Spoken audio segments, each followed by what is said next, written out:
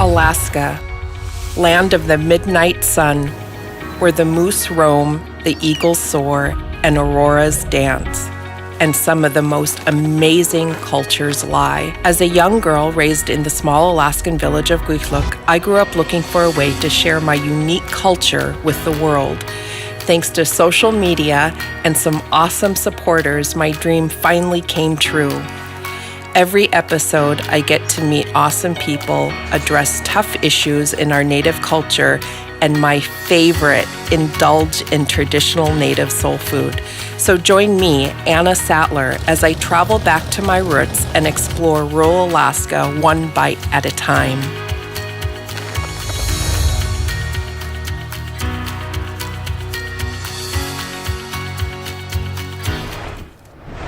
So we landed in Unalakleet finally, hours late, and Donna was there to pick us up, and she brought us over to her house and we started making pies right away. I mean, that's how Donna is, and that's sort of how Unalakleet is.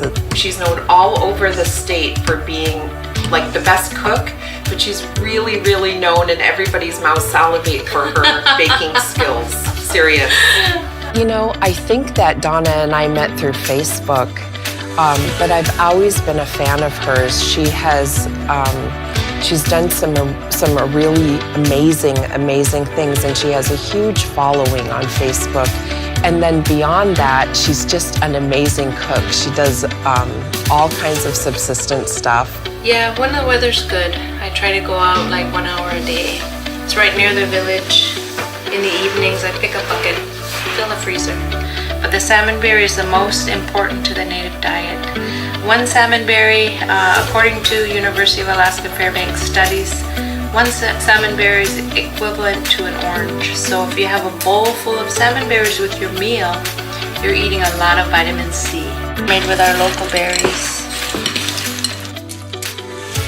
That was one thing that really struck me is Donna and I have, spoken and we've communicated, through Facebook and social media, but we've never been able to connect like that. And it was like this instant, she was my instant contemporary, like we had known each other for, 30 years. And coffee. Yes. I'll leave the blueberry one in till it's done.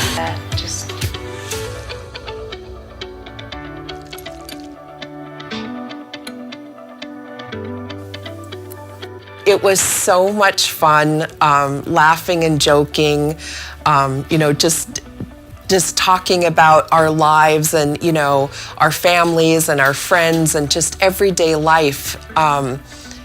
It was just so much fun. It was like I lived in Unalakleet.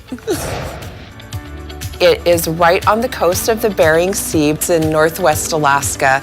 And people mostly describe it as being the actual line, like where Inupiats and Yupiks meet. It's a different culture all in one little tiny place, but it is a hub. They do have a couple of grocery stores, but it has a real, small village kind of close-knit community feel. So the second day, we were fortunate enough to interview Nick Hansen, who is the Eskimo Ninja. We sat down with him at his parents' restaurant. While I was talking to Nick, we got into some pretty deep issues, and a couple of those were alcohol consumption and Alaska Native in general, but Alaska Native men. What do you think we need to do as rural Alaskans, as Indigenous people, to up our expectations for men? I grew up with an alcoholic mother most of my life. 10 years or 7 years sober now, so praise the Lord.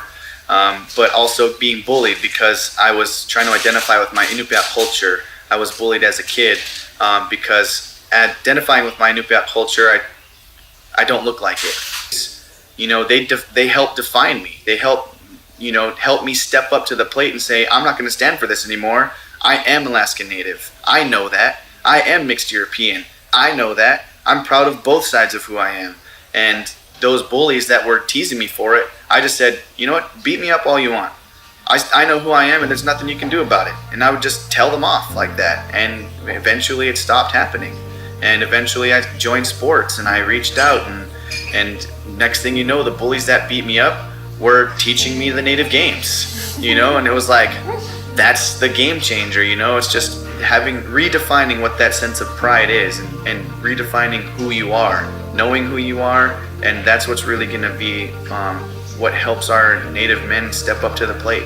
You know, I really, really appreciated his perspective, and I want to thank him for coming out and being able to talk about those really tough subjects. They need to be talked about, and Nick did an amazing job.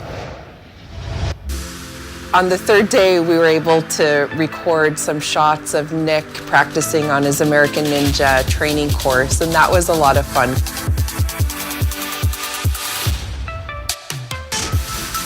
It was really, really cold, and he had very little warm-up time, and he made it up that wall.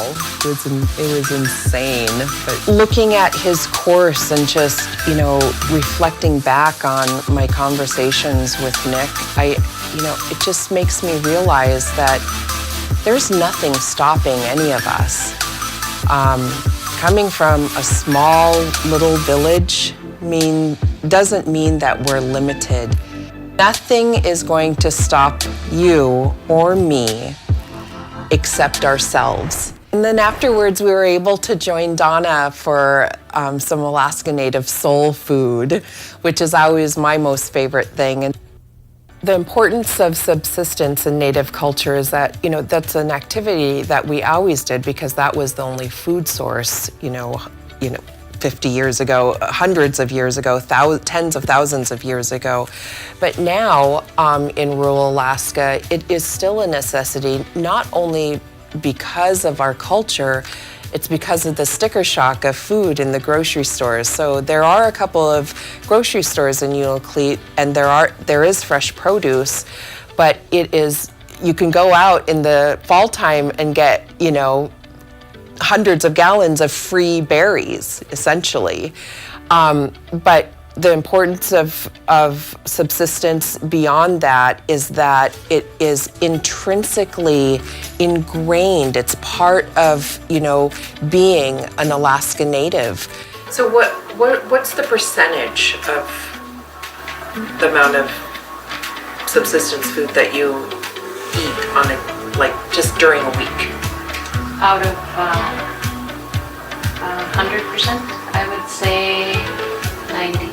Wow. Because every day our meal is something subsistence. It was just amazing. And we sat around and we chatted. She invited a friend, and I mean, it was just so much fun. We just laughed and enjoyed each other's company. Definitely the highlight of the trip.